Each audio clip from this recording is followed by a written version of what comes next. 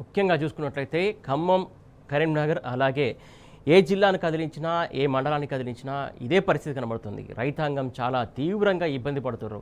ఎరువులు దొరకక అలాగే సకాలంలో పంటలు పండించాలన్నా వాన రాక ఇబ్బంది పడుతున్నటువంటి పరిస్థితి కనబడుతుంది. ముఖ్యంగా ఎరువుల కొరత రావడానికి కారణం ప్రధానంగా కాంగ్రెస్ ప్రభుత్వం యొక్క నిర్లక్ష్యం.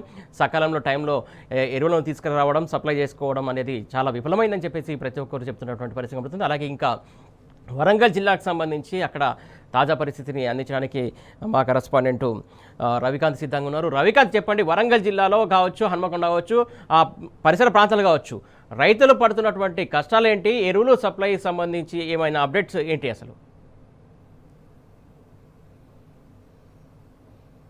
సురేష్, ఉమ్మడి వరంగల్ జిల్లా వ్యాప్తంగా యూరియా కోసం రైతాంగం అంతా కూడా నానా తిప్పలు పడుతున్న సందర్భం కనబడుతూ ఉంది.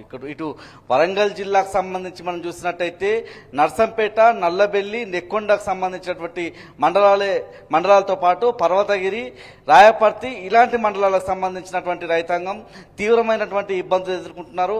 హన్మకొండ జిల్లా కూడా మనం గమనించినట్టయితే షాయంపేట, పరకాల, హన్మకొండకు సంబంధించినటువంటి పలు మండలాలకు సంబంధించిన రైతులు తీవ్రమైనటువంటి ఇబ్బందులు యూరియా కోసం ఎదుర్కొంటున్నారు. ఇక మహబూబాబాద్ జిల్లా మనం చూసినట్టయితే ఏదైతే గూడూరు కావచ్చు, కొత్తగూడకు సంబంధించినటువంటి మండలాలకు సంబంధించిన రైతులు తీవ్రంగా ఇబ్బందులు పడుతున్నారు. ములుగు జిల్లా కేంద్రానికి సంబంధించి ములుగు జిల్లా కేంద్రంలోనే జిల్లా కలెక్టరేట్కు కూతవేడు దూరంలో ఉండేటువంటి పిఏసిఎస్ కేంద్రానికి సంబంధించి కూడా రైతాంగం బారులు తీరి కనిపిస్తున్న సందర్భం మనం స్పష్టంగా చూస్తూ ఉన్నాము. ఇక జనగామ జిల్లాకు సంబంధించి పూర్తిగా సాగునీరు అందక అక్కడ పంటలు వేసే పరిస్థితి కూడా రైతాంగానికి లేదు.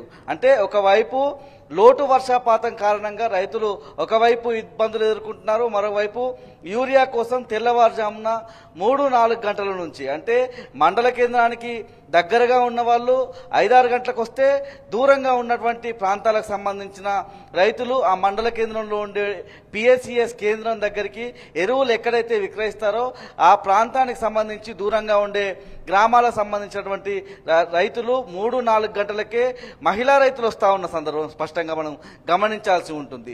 వాళ్ళు ఆ క్యూ లైన్లో నిలబడలేక ఆ క్యూ లైన్లలో చెప్పులను, ఆధార్ కార్డులను పెట్టాల్సిన దుస్థితి మనకు ఉమ్మడి వరంగల్ జిల్లా వ్యాప్తంగా ఎక్కడికక్కడ కనిపిస్తూ ఉంది. ఒకవైపు లోటు వర్షపాతం కారణంగా ఏదైతే సాగునీరు సరిగా అందక వరి పైర్లు కాదు, ఇవాళ సాగుకు ఉపయోగించేటువంటి పైరు ఎండిపోతా ఉన్న సందర్భాన్ని కూడా మనం స్పష్టంగా చూస్తూ ఉన్నాము. నారుమల్లు ఎండిపోయే దుస్థితి కూడా మనకు స్పష్టంగా కనిపిస్తూ ఉంది. ఇటు ఆ నారుమల్లను కాపాడుకోవాలా, లేకుంటే యూరియా తెచ్చుకోవాలా. ముఖ్యంగా రైతులు పండించేటువంటి భూమికి సంబంధించి అది తడిగా ఉన్నప్పుడే యూరియా వేసినట్టయితే ఆ పంట ఏపుగా పెరిగే అవకాశం ఉంటుంది. దీని విషయంలో రైతాంగం తీవ్రమైనటువంటి ఇబ్బందులు అయితే ఎదుర్కొంటున్నాడు. ఒక్కో రైతుకు 2 బస్తాలు మాత్రమే ఇవ్వడం పట్ల కూడా తీవ్రమైనటువంటి అసంతృప్తి ఎదుర్కొంటున్నారు.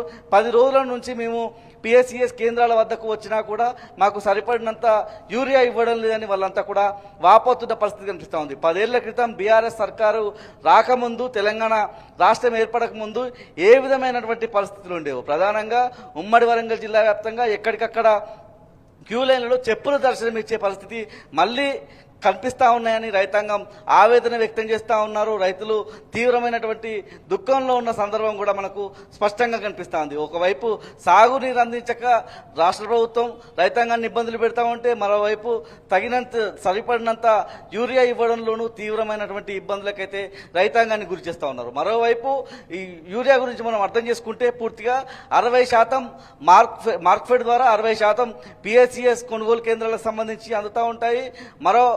మిగతా శాతం అంతా కూడా ప్రైవేట్ వ్యాపారులకు, ప్రైవేటు డీలర్లకు అందిస్తూ ఉంటారు. పూర్తిగా ఒక్కో బస్తాకు 266 రూపాయలు పిఎస్సిఎస్ కేంద్రాల్లో అమ్మాల్సి ఉండగా ప్రైవేటు డీలర్ల దగ్గర 270 రూపాయలకు ఒక బస్తా అమ్మాల్సిన సందర్భంలో ఎక్కడ చూసినా కూడా 330 రూపాయల నుంచి 370 రూపాయల వరకు అమ్ముతున్నారని రైతాంగం వాపోతున్నారు. అంటే 60-70 రూపాయలు అదనంగా మా దగ్గర నుంచి వసూలు చేస్తున్నారని రైతాంగం అంతా కూడా ఆవేదనలో కూరుకుపోతున్న సందర్భం కనిపిస్తా ఉంది. మరోవైపు సరిపడినంత ఇవ్వడం లేదు. మాకు 4 ఎకరాలు ఉన్నాయి, 5 ఎకరాలు ఉన్నాయి.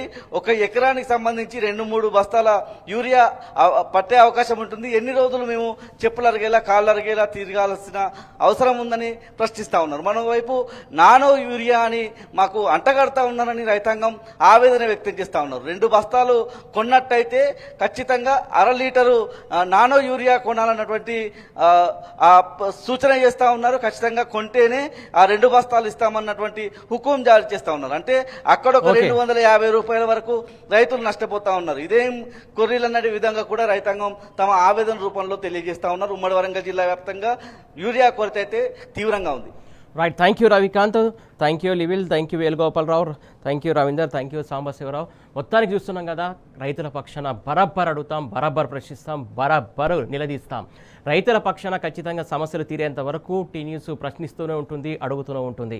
ఎక్కడ సమస్యలు ఉన్నా ప్రశ్నిస్తూనే ఉంటుంది. టీ న్యూస్ ప్రశ్నిస్తూనే ఉంటుంది. తమ గొంతుకై తెలంగాణ యావత్ ప్రజానికాని కోసం ప్రశ్నిస్తుంది. సమస్య తీరే వరకు ఖచ్చితంగా బరాబర్ అడుగుతాం, బరాబర్ నిలదీస్తాం. ఇది ఇవాల్టి బరాబర్ అడుగుదాం. చూస్తూనే ఉండండి తెలంగాణ గుండె చప్పుడు టీ న్యూస్.